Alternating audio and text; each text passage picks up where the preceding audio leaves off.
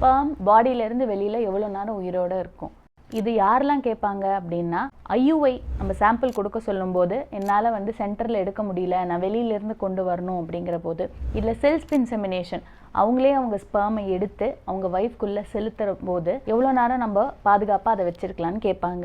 பாடிக்குள்ளே வந்து ஸ்பெர்ம் இருக்கும்போது ஒரு 37 டிகிரி செல்சியஸ் கரெக்டான திடத்தில் இருக்கும்போது அப் டு 3 நாள் வரைக்கும் சர்வை பண்ணும். ஆனால் ஒன்ஸ் வந்து அதுலேருந்து வெளியில் வந்துருச்சு அப்படின்னா அதனால் 30 நிமிஷத்துலேருந்து 1 ஹவர் வரைக்கும் தான் சர்வை பண்ண முடியும்.